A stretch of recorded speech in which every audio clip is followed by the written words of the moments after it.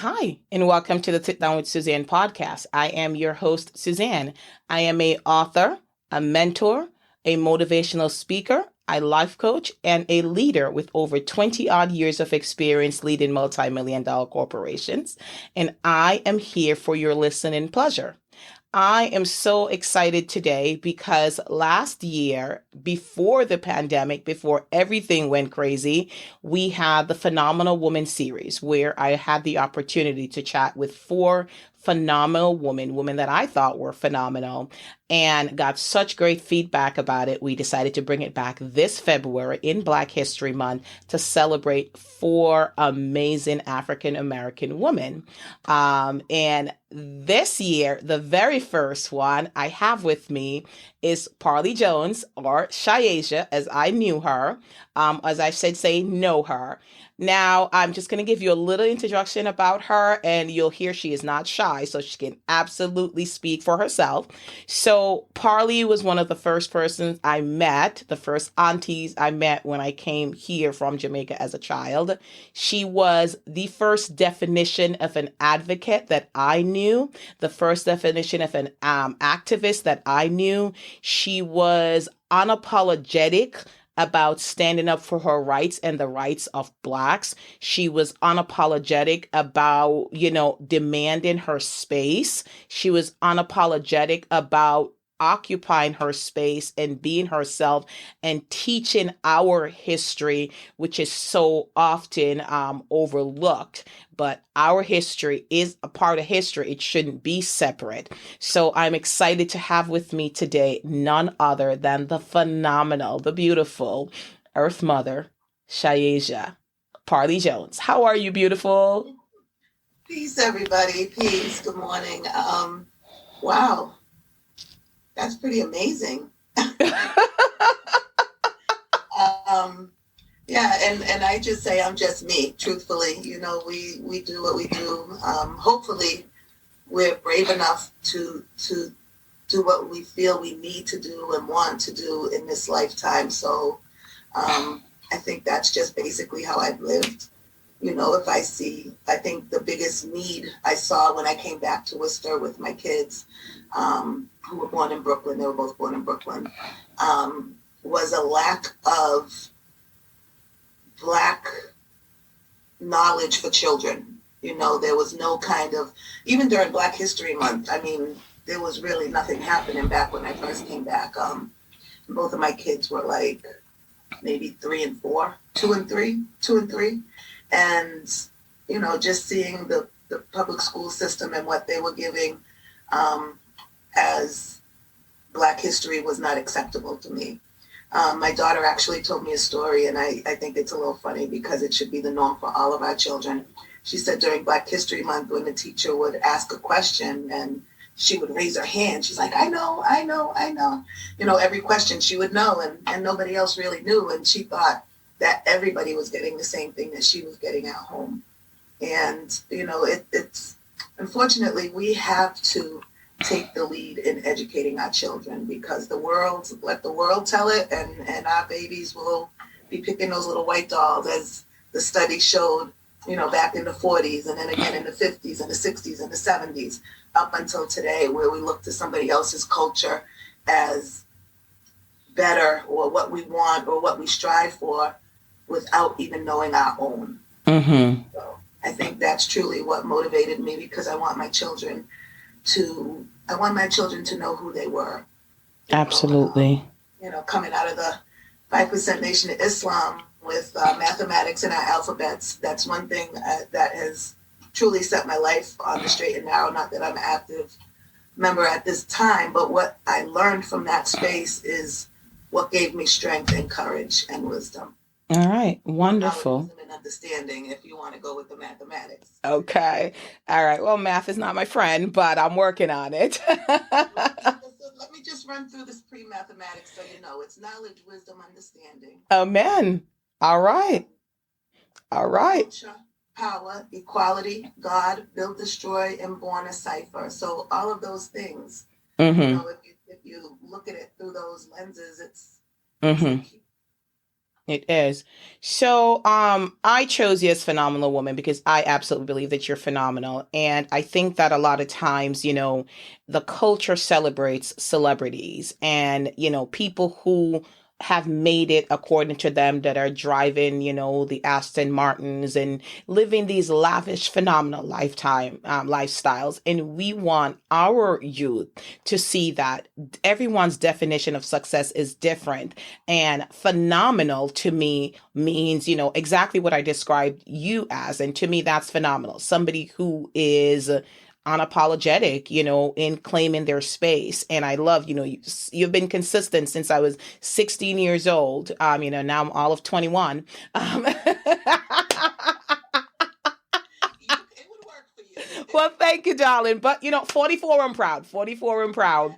But you have been consistent. Well, saying, I'm just me. I'm just doing, what I'm doing. You're comfortable being in the background. You're not always the one that has to be in front of the camera. As a matter of fact, most of the times you defer and do the work in the background and the grassroots organization, and things like that. So I think that you've always been consistent for that. One of the things you mentioned, you said, you left Worcester to go to New York. So tell me a little bit about your upbringing and then how the move came about to New York and then the move back to Worcester. Just to talk about the leaders, Nelson Mandela said that the best leaders lead from behind. Mm-hmm. And my beginnings, well, I was born in Leominster. My mom and dad moved to Worcester. And I graduated from high school here, got a job, met a guy, lived in New York, so we went to New York, and I got knowledge of self in New York and lived in Brooklyn for 10 years. And there's so many amazing spaces, from the Schomburg Library to, the Brooklyn Museum, and just in our communities in New York. Back in the day, I know it's a little rough out there now, but it was amazing. There was just culture. Harlem, I loved Harlem, and I spent a lot of time there, and was able to soak up the culture and be a part of the nation, the 5% Nation of Islam in New York. That's where I was during that time in my life, and had a good job working in Manhattan, and but things didn't work out. I had Sha-Asia, and then still trying to figure out where Little Man Boone came from, but he's here, and that was a long time ago, and I take the best part from that, but it wasn't working out, and luckily I had a family to come back to. My sister came to get me in a big 18-wheeler and drove me home with all my stuff and start over again. And that's one thing that we do it every day. We start over again every day, but sometimes the starts are bigger. Mm-hmm. With 2 children, coming back home and just trying to figure out. One of the biggest things was, again, there was no culture here for my children to learn who they were. And knowing it's my responsibility to teach all the babies, being mother of civilization and the queen, I took it upon myself to start doing activities at the library. First, that Black History Month, always starting off the month, of course, Bob Marley Birthday Bash. His birthday is February 6th. And how many years were you even the host? I mean, it was a lot of years. I cannot keep up because I think there's, Sarah Jessica was a baby, and then I was pregnant with one, and then it's like, yeah. And I missed one because I had Sophia Grace. I think I was like this big, and I had her like a few days later. So it was, I think it's 16 years. We just celebrated 16 years the other day. I can't remember. I look back at the pictures and just so many different hairstyles and clothes size. It's been an amazing run. It has been. I've been doing this ages me, about 16 years. I've been doing different events for our community at the library. Kwanzaa, we do a big community Kwanzaa. I've been a part of different Kwanzaas and now creating Kwanzaas.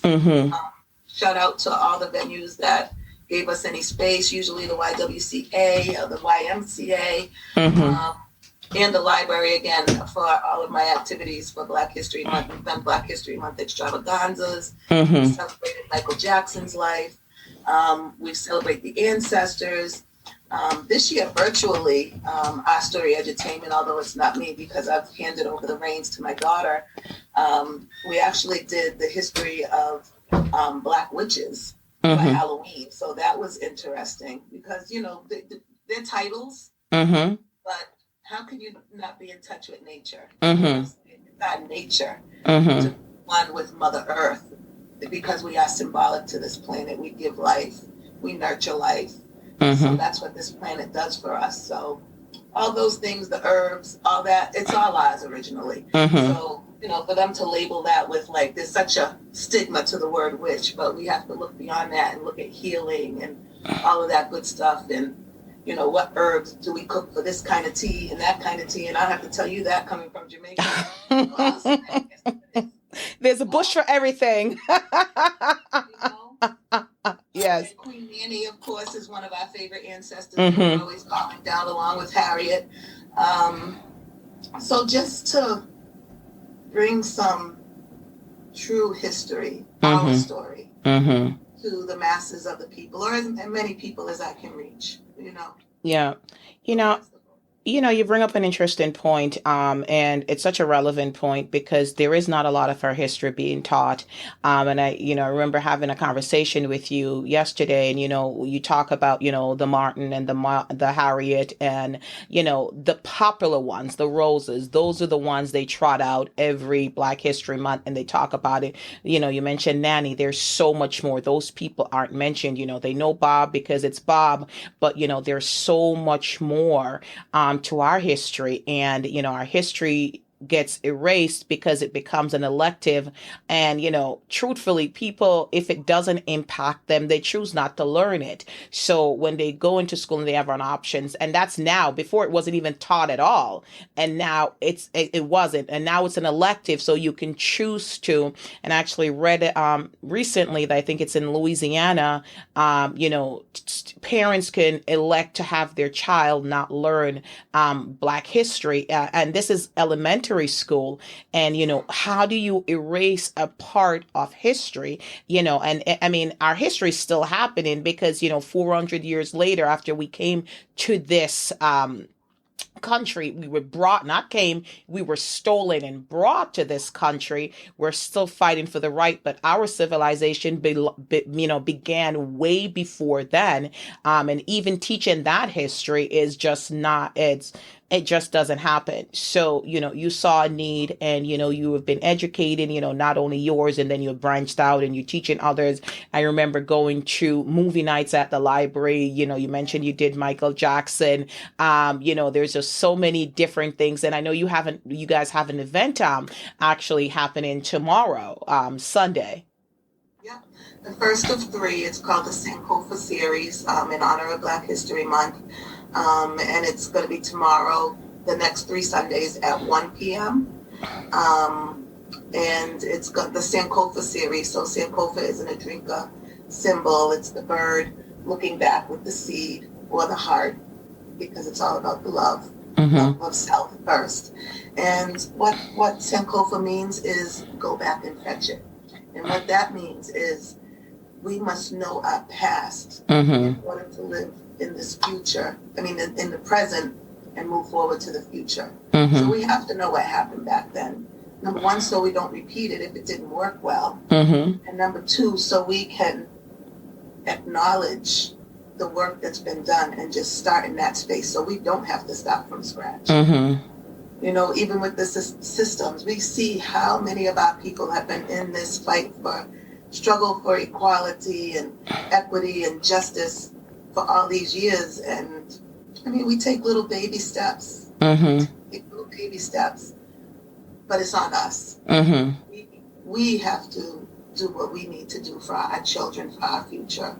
We can't wait for a gatekeeper or an agency or a politician or anybody to do that. I vote, whatever means. Absolutely. However many baskets we got to do, but we can't put all of our hope into spaces that we know have not been traditionally for us or had our best interest at heart. So, creating spaces and creating movements, even creating education, you know, it's on us. We got to save our babies and ourselves.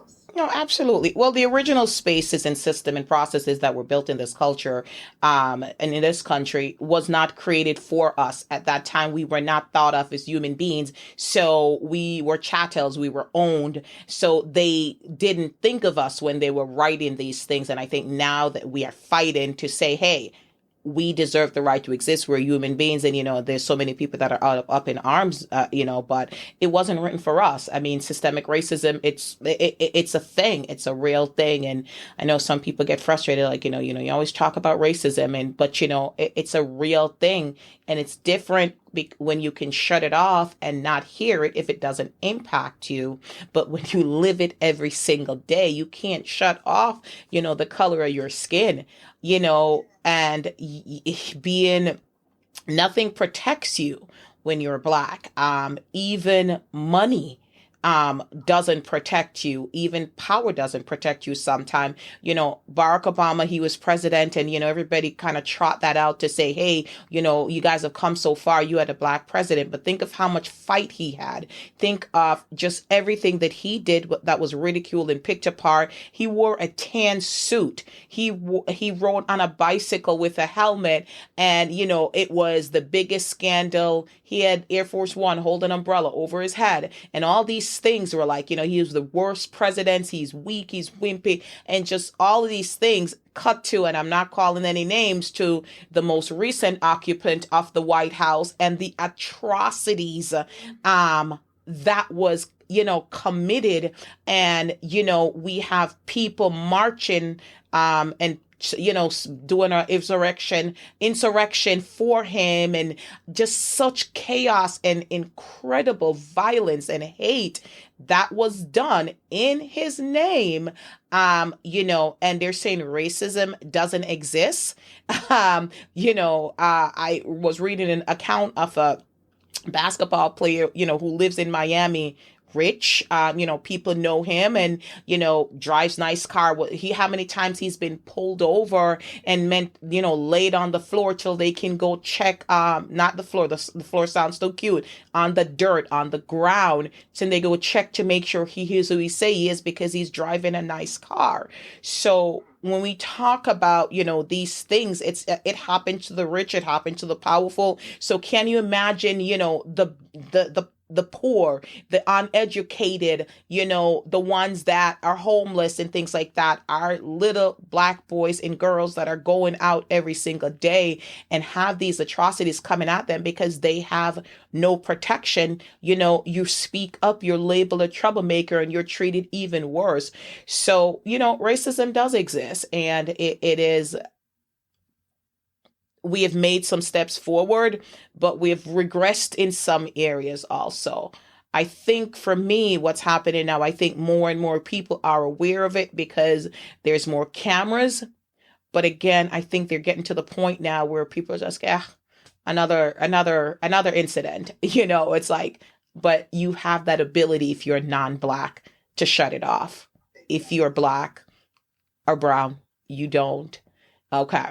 So tell me about how has it been challenging for you, like I mentioned, always advocating, always speaking up for the rights and your education of our history and our culture. Has it been hard for you? Have you gotten pushback? Have you been labeled?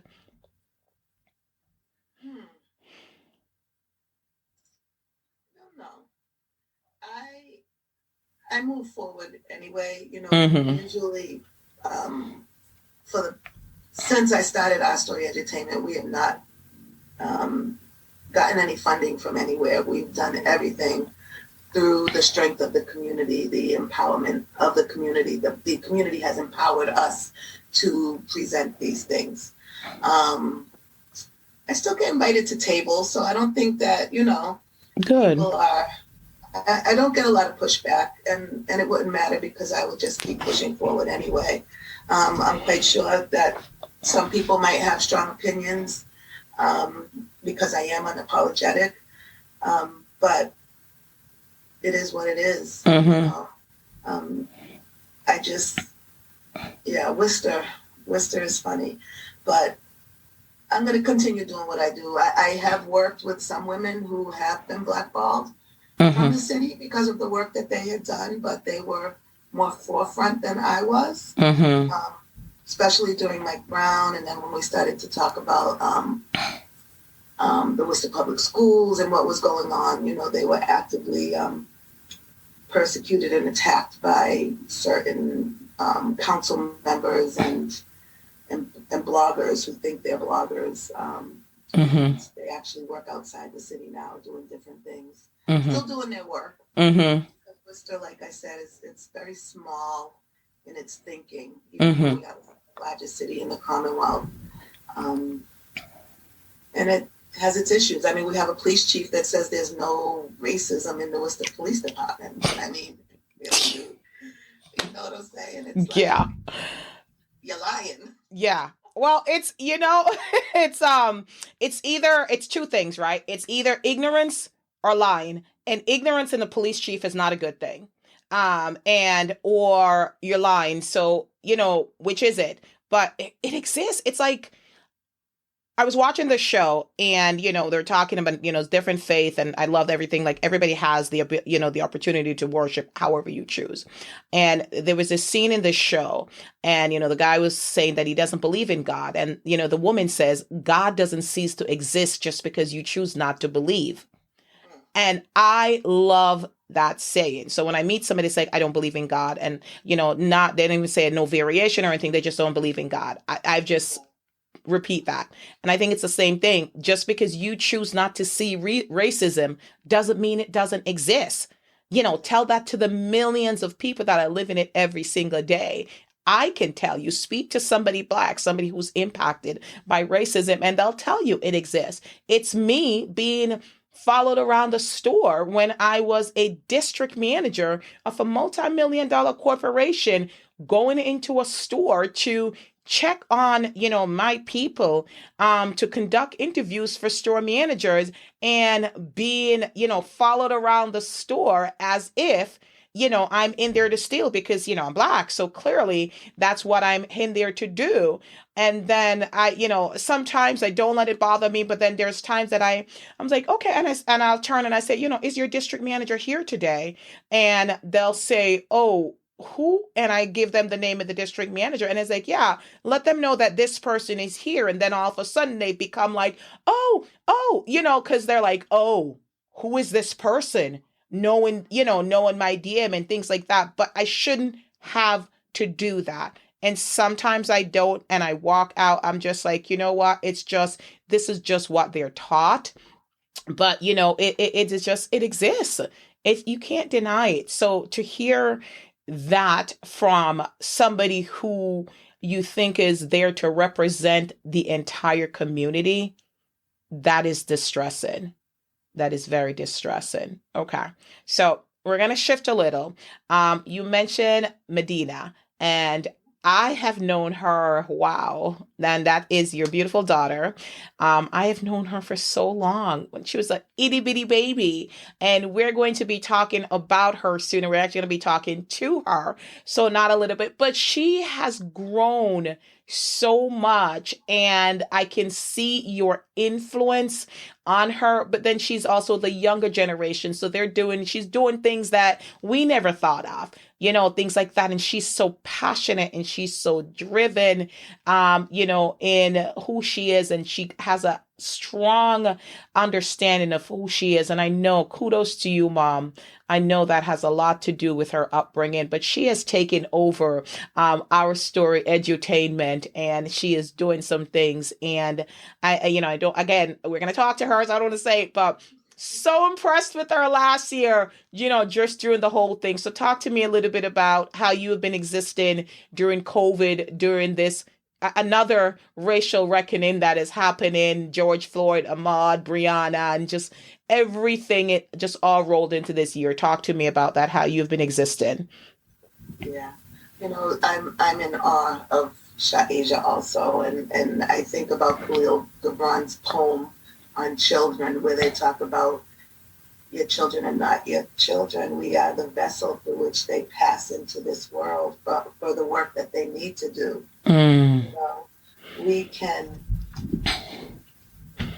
it's an amazing poem and you have to read it. But that's just where I came from with my kids, luckily. And it's also how I understand my children, since now they're older and past 21 and doing their thing technically, for myself. But blessed to have them here as our village, each doing their own thing and living under a roof as adults, and still being able to support each other.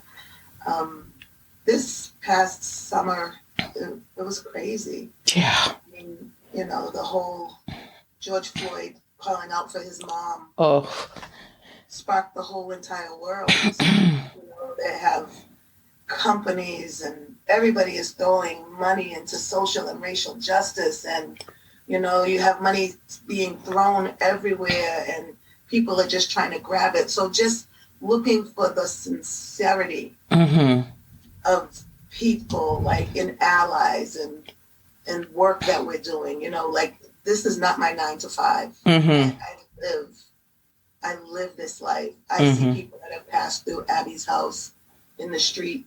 I see somebody on the street, they might ask me about shelter, so it's hard for me to take off hats. I don't have that many hats. I'm just, again, here we go. I'm just, I live in this community. I can't walk away. I can be face painting and somebody's asking me questions about something else. And it's like, I'm not doing that right now. Child's face. But this summer with George Floyd and Breonna was a painful one. It was painful. Yeah. We had a cipher up at the Green Hill Park, Sha-Asia and myself, to see what can we do as a community, because Worcester does not have much happening for us. It's we don't have a space to gather. We don't have a group helping Black children in DCF. We don't have a place that used to kind of be like Prospect House where you could like go and get everything you need. We don't have much here. So we put a call out to the community to come talk about what Worcester really needed, what our community in Worcester needed. And we had about 40 people up at the park, and we talked about a desire to start having different conversations, Black gun ownership, Black businesses, again, children in DCF custody, our children, what's going on with them? How do we support DCF workers who also go through it, trying to protect our babies and deal with that system? How can we affect change in the Worcester public schools? Because, what a story. How do we affect change in the police department? And that's where the conversation started, that kind of Black Families Together was born out of. The biggest thing I think that I took away from that circle was it gave people, Black people, a chance to talk about how they were feeling about George Floyd and Breonna Taylor, without allies looking at us, without cameras in our face, just raw truth coming out. I've dealt with this my whole entire life. I've never been able to talk about it, but this, it was a catalyst. Yeah. So Black Families Together was born out of that, and we're doing good work there. So we're in conversation with the police department. We actually had a couple Zoom meetings with our community. Can we reach everybody? Of course not. But those that we reached through social media in a time of pandemic, trying to organize, utilizing Zoom meetings, we came up with different platforms that we wanted to work on, and police reform and education, and the chief diversity officer, who actually sat at the table with that. We had one of our members sitting at the table, letting the city know what we needed. We can't just have this chief diversity officer come into the city and be disrespected. She needs to have some clout, she or he, luckily it's a she. But, the last two were amazing women, but the positions were so watered down that there was no real opportunity for them to make change. So now we are sitting at a couple tables, And I'm just going to share some of the demands that we have as the Black community for the police department.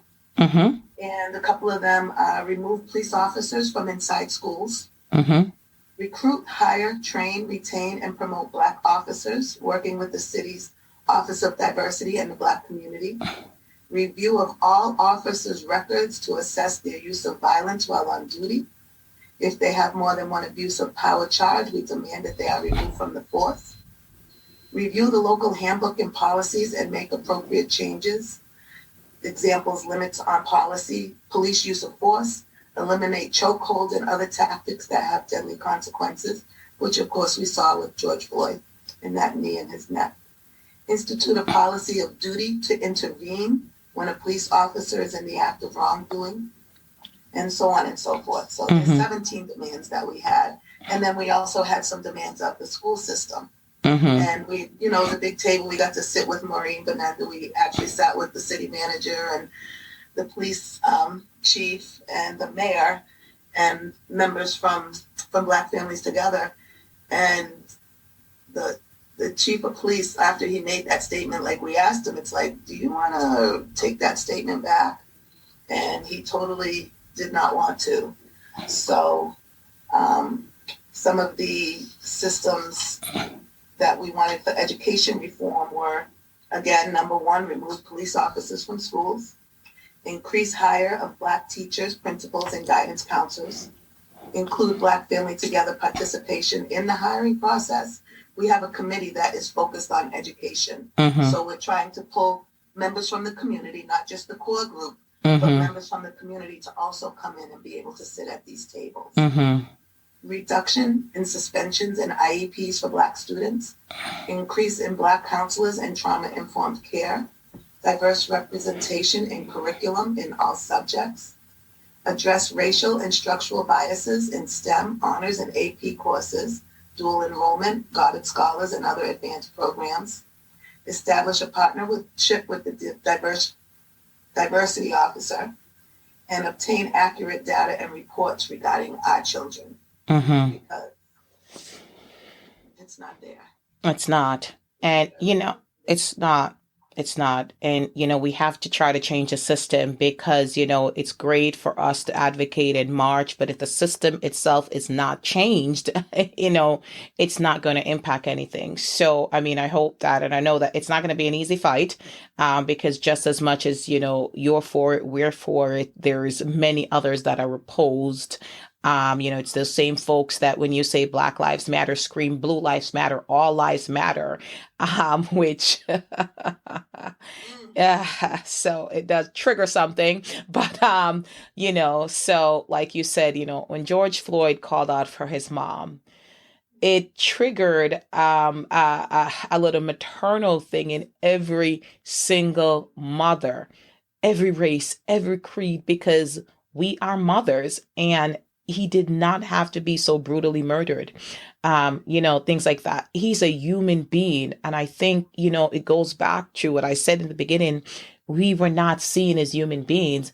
And I think that's why they continue to treat us, because some still do not see us as human being. And I talk about, not being able to shut it off, but I will tell you, if you go on social media, there's so much hate and vitriol and things like that. And I don't engage. I just, I say, if that's your only agenda to spread hate and, things like that, I just block, delete, things like that. Like, that's not good for my psyche. It's not good for anyone's psyche, because ultimately a lot of them just want to fight. They just want to create, the chaos and the things like that. So I thank you for the work that you are doing along with Black Families Together. I was able to be a part of one of the meetings, and obviously I hope to be a part of many more to come in the future. Sometimes, the schedule, how it goes, and, working with that. But I love the work that's being done, and I'm excited to be a part of it. So Thank you, for all that you do and that you continue to do. And in there, you talked about what you do professionally. So not only are you, doing this, Miss Angela Davis, during your off time, during your professional life, let's talk about a little bit about what you do professionally. Yep, I am the shelter manager for Abby's house. I've been doing that for about 16 years.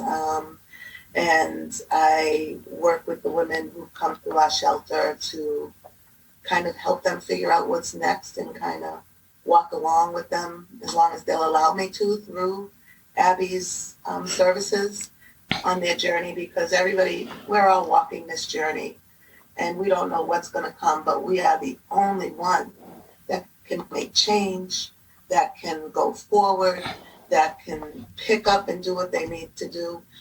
But luckily, I've been blessed to have amazing people on my journey with me, and I strive to do that with these women who are coming out of homelessness. So we serve women with or without children, and I mean, I have no choice but to talk about the housing crisis, because how do people move forward when we're not even up to $15 an hour for the minimum wage? That's a couple years away. How does a single person making $13 an hour, right under 40 hours so they don't have to get health insurance, but right over the point where they can get some help with some SNAP benefits and still not making enough? I have one woman who's been in shelter, and granted it was a pandemic, so that did a lot of crazy things also, but it's almost a year and a half right now. And she's found the studio apartment for $970. $970 for a studio. A studio. Apartment.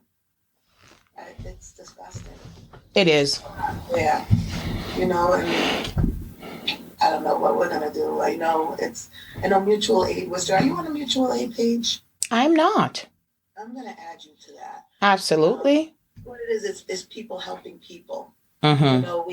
There's community fridges in our community now. I know there's one at Fantastic Pizza up near WCUW at 910 Main Street. And what it is people from the community put whatever in there, whatever. Mm-hmm. And if somebody needs something, they can come and take it. So there's some grinders in there. There's frozen meat in there. There's everything in there. And you can come and take or you can give. Mm-hmm. I believe there's also one down by the bridge on South Bridge Street that Daniel Ford is working with. Mm-hmm. I don't know the exact location. I don't know his street address, but it's right under the bridge right there, right under the bridge on South Bridge Street when you're coming down towards downtown. And, again, coming back to, we have to help each other. We do. We do. Forget that we belong to each other. We do. We're journey together. We're in this space and time together for a reason. What does it look like? What are we bringing? What are we taking away? Mm-hmm. Are we harming or are we helping? Mm-hmm. Those conscious decisions mm-hmm. to try and help folks where they are. And that's, what I do with Abby's. I'm there for them, but if they're not ready for the journey, I'll see you when you're ready. I'll see you again. Exactly. Exactly. But a lot more successes than failures. Good. And again, it's not my journey. Mm-hmm. Mm-hmm. So honored and humbled to be a piece of every single one. Okay. Wonderful. So the good, the bad, and the ugly with them. Awesome. So art imitates life for you because you are in it everywhere. And so, let me ask you this because I found, so last year, being a wife, being a mother, working full time, I was going to school full time, things like that, trying to do my little thing behind the scenes, trying to be an entrepreneur, hosting the podcast, just dealing with the racial injustices. And then everybody all of a sudden looking at me to be the expert to, to explain racism to them and to be that Black friend. That kind of, girl, it got exhausting. So how do you, being you, remain motivated, and take care of you? Because I had to step back and says, okay, you want to be an ally, learn for yourself, seek the knowledge out for yourself. I can give you some things, but if you genuinely want to help me, you know, you have to take a step here or there. I can't just give it to you. If you come to me and says, you want to learn how to cook, if I'm going to the supermarket, buying the food, cleaning the food, cooking the food, and just serving you the plate, I'm teaching you nothing. I'm not teaching you to cook. So I think we need to take a similar approach. If you want to understand racism and racial injustice and systemic inequality and, all of these things, do the work. Read some books, speak to some other folks, listen to, Malcolm X. Ooh, I will say that when I went to high school, I was taught, and this is how I came in high school, love Martin, hate Malcolm, because he was a radical. He preached hate. And it wasn't until I was able to read Malcolm on my own to see what an exceptional human being he was. And he truly was just fighting for rights. And one of the things that he said, it's like people were mad at Malcolm, I think, because he was like, you know what? I'm done with this. If you continually beat me down, don't get mad when I get up and fight back. Exactly. And that's the thing. They wanted us to remain okay with being bullied. And he was like, nah, that's done. Bump that. Enough of this. So I was taught, that's how I got out of it. Like, Malcolm X was bad. Martin Luther, the whitewash version was good. But then they killed him. But anyway. Exactly. They did not. Now they do. Now they do. Again, the whitewash version, they erase the pieces. And the most famous quote you'll hear, like, sting is like a butterfly, float like a bee or something like that. But some of his speeches that he talked about, like, in terms of racial equality, and when he, gave up his name, and when, all of these things, like, those pieces aren't shown, things like that. So, all of that to say, how are you taking care of you? So, two things. Number one, white folks, you can always refer them to Surge, showing up for racial justice. And that's white folks doing the work on that side. So they need to do work. We need to do work. Mm-hmm. And then we come together and do work. Mm-hmm. But we both need safe spaces. You know what I'm saying? Absolutely. I am so blessed to have a village. I am able to call somebody or, chat or make enough money to pay my bills so I can come and lay my head down when I don't want to go out into the world, or, self-care. Light a candle, read a book, try and escape. I love sci-fi, black sci-fi. So when the world gets too heavy outside, sometimes I'll just be in my room all weekend with a book. Mm-hmm. When I come out on the other side, the stuff is still there, but I feel better and I feel rejuvenated. Mm-hmm. Excited for a sister day on Monday. Hopefully it doesn't snow too much, so I'll get to hang out with my sisters, which is good for the soul also. Yeah. And my daughter, again, my constant companion at this point, she's just a joy. She every is. Day. She every is. Day. And my son also. Yeah. My son born is actually doing a yoga certification. Oh, all right now. He's a yoga instructor.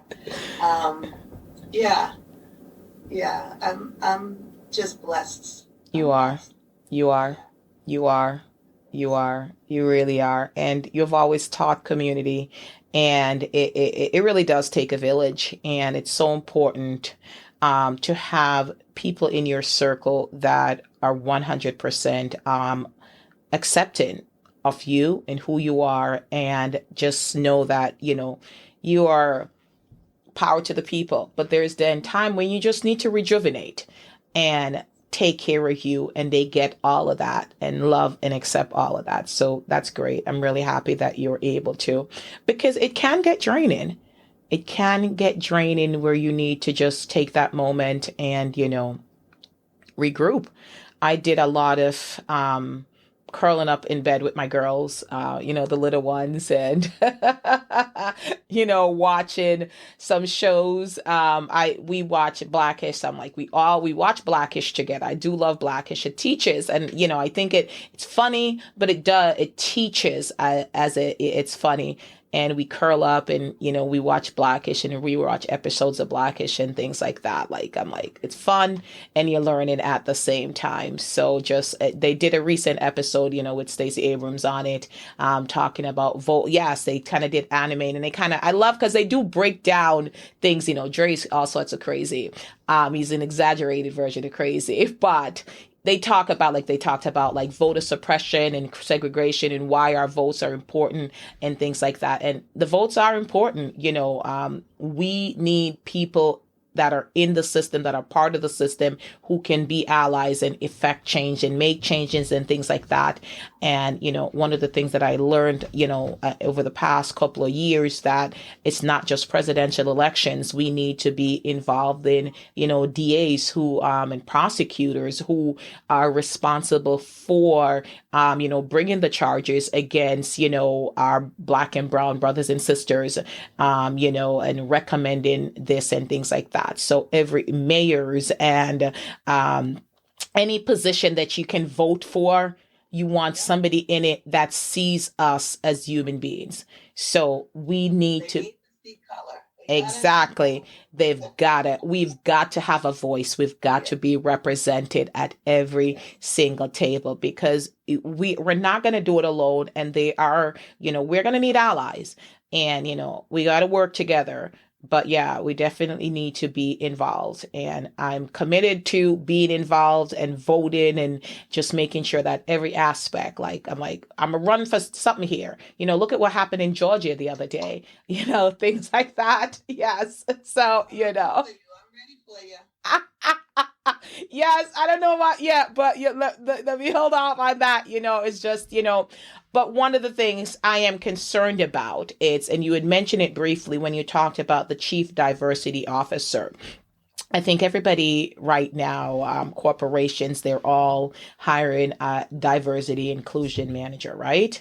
That diversity and inclusion. So anti-blackness and race equity work, I don't want to hear about it. Okay, so I have, looked into a couple of them, but a couple of them are just titles. You don't have any real power, because I've spoken to a couple diversity and inclusion managers, and, they've said that, you're not allocated the same resources as other departments. Anything quote unquote Black is then thrown at them, and they're expected to figure out a solution, and are things that could even typically be HR related. But because the person is Black, then, that's it. So these diversity and inclusion roles, are they really real, or are they just supposed to fill a quota? Are you getting resources? Do you have allies? Do you have support? Because if you're just one man in a corporation that has done nothing before for diversity inclusion, and then you have this position, you're still one man in a boat in the middle of the ocean, still trying to fend off sharks. So, I get some real clarity around these roles when, you see a role for diversity and inclusion. And I'm excited about the position for Worcester. Let's definitely see what happens with that. Let's see what happens with that. So Stephanie Williams, we invited her to one of our meetings and had a conversation with her. And she seems ready for the work. But it just, what is the city going to allow her to do? Mm-hmm. The other two women before her, like I said, absolutely amazing, same passion, same everything. And hopefully this time will be different. See, that's the thing with us. We always have to keep hope. Hope. We have to. Even, it's like, Let's go back to the insurrection. Insurrection is that? Yes, it is. Like, I have to be careful with that. Were you sitting there watching the news like, okay, now the cops are gonna come. Now the cops they're gonna get them. Now they're gonna do what they need to do. And it never came. It never came. But I still have hope. Mm-hmm. I still have to have hope. You know what I'm saying? It's like, but same time I have hope, I'm gonna be working on a plan B for my people. Mm-hmm. You know what I'm saying? There has to be a plan B because they don't love us. Joe Biden is doing great. He's doing some amazing things, but let's see how long this lasts. Mm-hmm. You know? Hopefully they can truly make change. Mm-hmm. You know? Hopefully, I don't know. Yeah. The fact that the last administration stayed in office as long as they did speaks volumes. And almost again, but if it was allowed.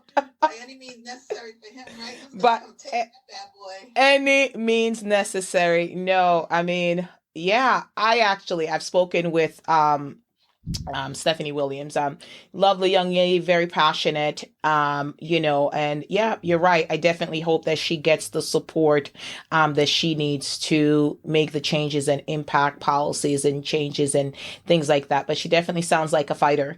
So, well, going forward, we'll see. And, Mr. Biden has. Yes. We're rooting for you, sister. We definitely are. We got to show up, and we've got to support them and celebrate them because she will definitely be getting some opposition from all sides. So there will be people that will be trying to break her. So we will be praying for her and lifting her up. And Mr. Biden is absolutely doing some good work, and we hoping it continues, not just the honeymoon phase, things like that. He made a lot of promises on the campaign trail. I think there's a lot of people that will hold him accountable. There's a couple people that I listen to. I think Stacey Abrams, she's very involved. There's this commentator that I like, Angela Rye, who tells it like it is. You should watch her. You should follow. Like, she is brutal. Love her. I think they will call them out because and one of the things, like, people had gotten mad at her because when Biden was running, she was criticizing him and for certain things, and folks were like, don't criticize him because Trump will win. And she was like, no. Just because I support him doesn't mean I can't hold him accountable. And she was one of the persons who had wrote the letter to him saying that he needed to choose a Black woman as his running mate, because I know that they did something like that. So, absolutely. Let's see what will happen going forward. And yeah. And, in terms of the insurrection.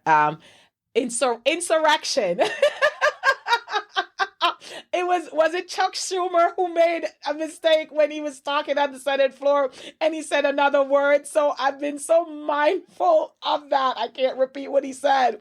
I've been so mindful of that. So every time. Yes, right? The riot, but okay. Because, ever since that, I was at work and I just ended my shift, and it was actually a young lady who, brought it to my attention. And,